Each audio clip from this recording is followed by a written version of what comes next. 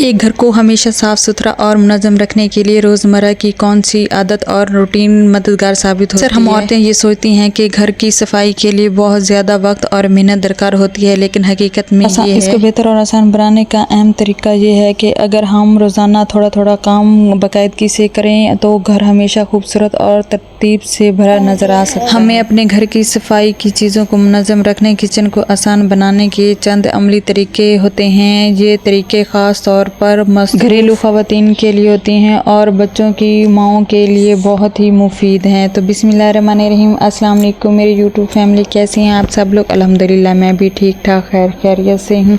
तो वीडियो को आपने लास्ट तक ज़रूर देखना है कि हम अपने घर के काम को किस तरह से मुनज़्ज़म और पुरएतमाद तरीके से कर सकते हैं। ज़रूरी नहीं है कि हम सारा दिन ही अपने कामों को लगी रहें, लेकिन अपने लिए थोड़ा सा भी टाइम ना निकालें। अच्छा, ये मेरी सुबह की ही रूटीन है। नहीं करेंगे कि मैं 10 बजे तक पूरे घर की सफाई करके, किचन भी नीट एंड क्लीन साफ़ करके, हर चीज़ मैंने नीट एंड क्लीन करके अपने घर को साफ़ सुथरा करके और फ्री होगी। क्योंकि आपको पता है जुमे का दिन है, तो जुमे के दिन में जितनी जल्दी हो सके उतनी काम निपटाने की कोशिश करें, क्योंकि काम ऐसे होते हैं ख़त्म होने के नाम नहीं लेते। तो नाश्ते की बात की मेरी रूटीन है, मैंने नाश्ते के फ़ौरन बाद ना पहले तो मैं किचन साफ़ कर लेती, लेकिन आज ना मैंने अपना लाउंज साफ़ कर लिया।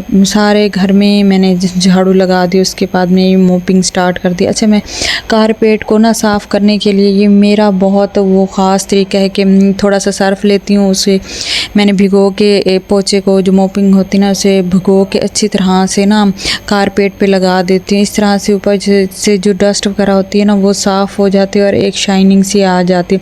और ये नहीं है कि आप भर भर के पानी के साथ अपनी मोपिंग लगाते रहें, और आपके पास अगर ड्रायर नहीं है तो ज़रूरी नहीं है कि हम उसका इंतज़ार करें। हम अपने तरीके से, अगर दाग धब्बे भी लग जाते हैं, मैंने काफ़ी वीडियोस में आपके साथ ये भी शेयर किए कि किस तरह से आप उनको साफ़ कर सकते हैं। तो मैंने कुछ ये किया है कि फजर की नमाज़ के पढ़ने के बाद थोड़ा सा कुरान पाक की तिलावत की, उसके बाद थोड़ा सा अज़कार किया और फिर मैंने थोड़ा सा रेस्ट कर लिया। उसके बाद फिर गैस आ गया, तो आपको पता है जैसे गैस आता है उसका एक टाइम टेबल होता है और हमने टाइम टेबल के मुताबिक ही काम करना होता है। और मैंने ना फिर नाश्ता बना लिया। नाश्ता बनाने के बाद बच्चे सो रहे थे, तो इस टाइम ना इतनी गर्मी हो रही थी, शदीद किस्म की गर्मी हो रही थी। और यहाँ मेरी बेटी ना मुझे बहुत तंग कर रही थी, कह रही थी मम्मा मैं जंप लगा के ना मैं आपको तंग करती हूँ। मैंने कहा आप भी साथ करो, तो मेरे साथ ना फिर ये जो शीट है ना ये बिछाने में ना मदद कर रही थी। और यहाँ भी मेरे साथ वॉइस ओवर करते हुए भी साथ लेटी और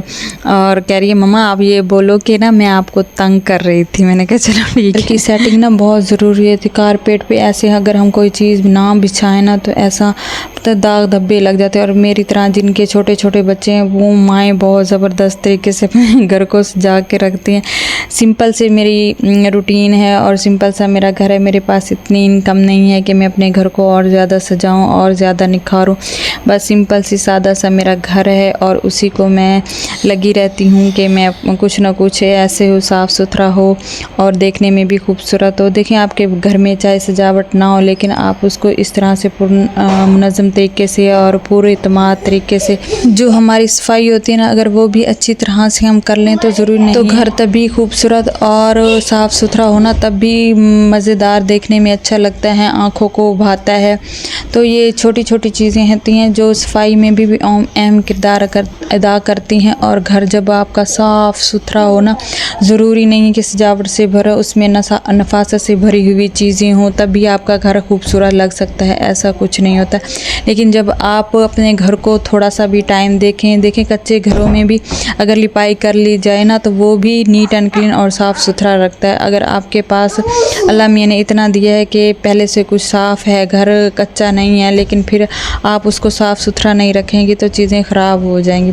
अच्छा, यहाँ मैं वाशरूम धो रही थी, मैंने कहा आज आपके साथ से ये भी शेयर करूँ कि मैं अपने वाशरूम को किस तरह से धोती हूँ, क्योंकि इतने वसाइल नहीं है कि मैं कोई क्लीनर वगैरह लूँ। और मैं अपने तरीके अपने बजट के अंदर रह के अपने घर को साफ़ करती हूँ। यहाँ मैंने डिटर्जेंट लिया और उसमें पानी ऐड करके अच्छी तरह से साफ़ कर लिया। ज़रूरी नहीं है आपके पास भरकम भर चीज़ें हों फिर आप अपने घर को साफ़ करें, लेकिन छोटी चीज़ों थोड़ी सी चीज़ों लें और उन्हीं चीज़ों से ना अपने घर की इस तरह से सफाई करें कि घर साफ़ सुथरा हो और देखने में जो लुक है ना वो भी खूबसूरत। इतनी महंगाई और महंगाई में ना हर चीज़ हर कोई अवेलेबल हर किसी के पास नहीं है, लेकिन जितना होता है गुजारा आप उतना करें। इतनी शदीद गर्मी हो रही थी, पहले तो धूप थी एकदम से 10 बजे तक तो मौसम ऐसे इतना पसीना हो रहा था, इतनी गर्मी हो रही थी। फिर एकदम से बादल हो गए और मौसम हल्की हल्की बूंदाबांदी हुई है, ज़्यादा तेज़ तो नहीं हुई, लेकिन उसके बाद हबस इतनी थी कि बहुत बताया नहीं जा सकता। हबस इतनी थी कि पानी भी गर्दन से बह बह के नीचे आ रहा था। और आपको पता है जुम्मे का दिन वैसे इतना शदीद किस्म का होता है और मसरूफ़ दिन होता है, उसको गुजारना भी बहुत मुश्किल हो जाता है। बस कुरान पाक पढ़ा, उसके बाद घर के जो छोटे मोटे काम थे, फिर मैंने तो पूरे किचन की फिर सफाई कर ली क्योंकि गर्मी इतनी थी मेरे से शूट नहीं हो सका। तो बाकी मैं इस टाइम जब कपड़े प्रेस कर रही थी, बाहर शदीद किस्म के बादल बने, लेकिन उसके बावजूद भी बहुत गर्मी थी, इतने पसीने आ रहे थे। बस मैंने जल्दी जल्दी फटाफट से अपने और बच्चों के कपड़े प्रेस किए और उसके बाद फिर बच्चों को नहला के तैयार किया, खुद तैयार हुई। फिर तब तक खाना बन गया क्योंकि हमारा खाना नीचे बनता है। तो आपको पता है कि मैं कभी कभी जब बच्चों की कोई चीज़ बनाती हूँ तो आपके साथ वीडियो शेयर कर लेती हूँ। मेरे भी हालात ऐसे हो जाएं कि मैं आपसे अपनी कुकिंग की डेली रूटीन जो होती है ना वो भी शेयर करूं। तो आप सपोर्ट करेंगे तो ज़रूर ही ऐसा होगा। तो वीडियो अच्छी लगी हो तो वीडियो को लाइक शेयर और सब्सक्राइब करना ना भूलिएगा। बेल आइकन के बटन को तो ज़रूर प्रेस कर दें ताकि मेरी हर आने वाली वीडियो आप तक बआसानी पहुंच सके। अच्छा, आप लाइक ज़रूर किया करें क्योंकि जब आप लाइक करते हैं तो एक खुशी होती है।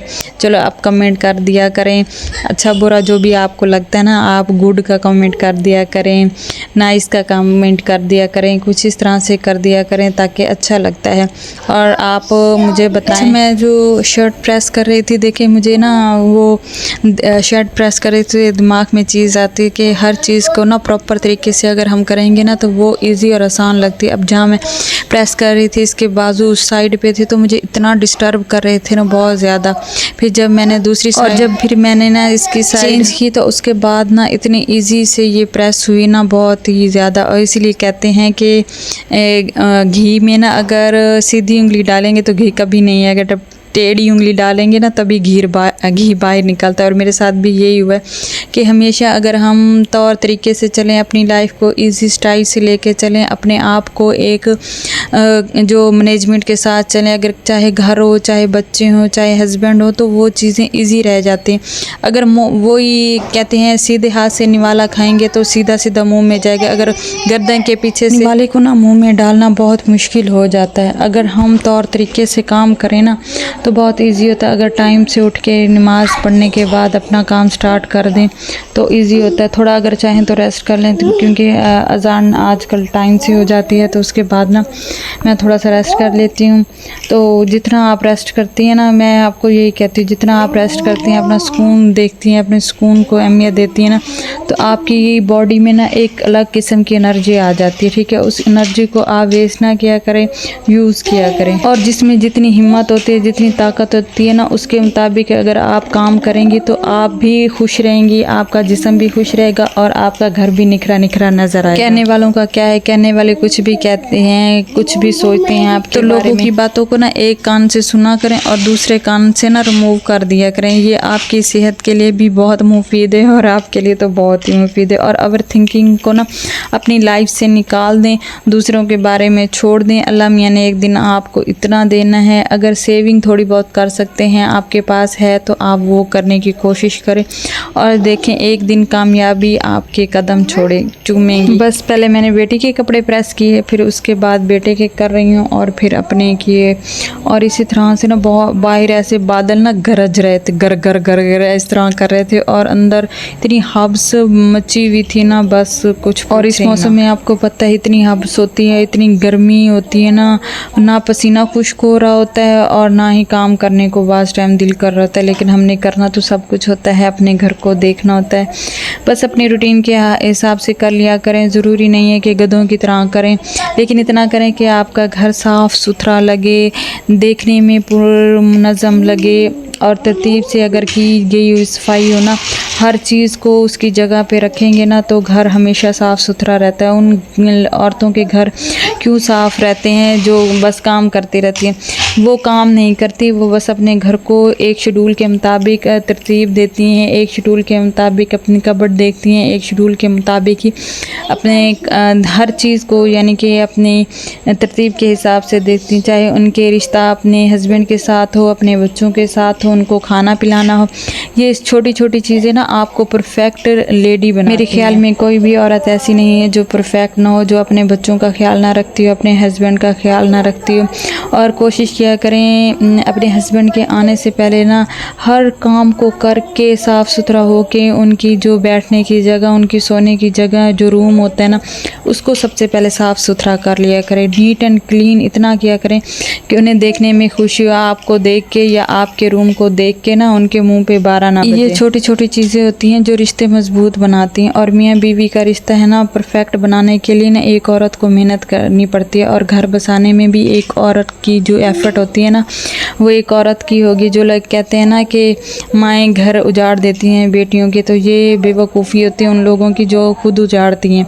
लेकिन मेरे ख्याल में जो अपनी बेटी का घर होता ना है, वो उसकी माँ ही बसाती है। कहने में क्या है, जिसके मुंह में जो बात आती है वो कह देते हैं, लेकिन बर्दाश्त, सब्र, तहम्मुल एक औरत में होती है जो दूसरे घर से आके अपने आप को उनके बीच बसाने की कोशिश करती है, अपना घर बनाने की कोशिश करती है। जो उसके सामने बातों पे पर्दा डाल दिया जाता है, जो हकीकत में वैसे नहीं होती जैसे दिखाई जाती हैं, लेकिन वक्त के साथ उसे भी हर चीज़ का पता चल जाता है, उसके सामने भी असलियत आ जाती है। तो वक्त जो होता है ना, वो बेरहम होता है। कहते हैं कि बच्चे होने के बाद ना औरत के पाँव मजबूत हो जाते हैं। मेरे ख्याल में ना औरत के पाँव क्या मजबूत होने हैं, ससुराल वाले और हस्बैंड की जो नीयत होती है वो सामने आ जाती है, जैसे बच्चे पैदा होती हैं और वो मजबूत हो जाते हैं। औरत तो बेचारी मजबूर हो जाती है, बस अपने घर को देखने में, अपने बच्चों को देखने में लग जाती है। क्योंकि जब बच्चे हो जाते हैं ना, तो औरत ऐसी हो जाती है,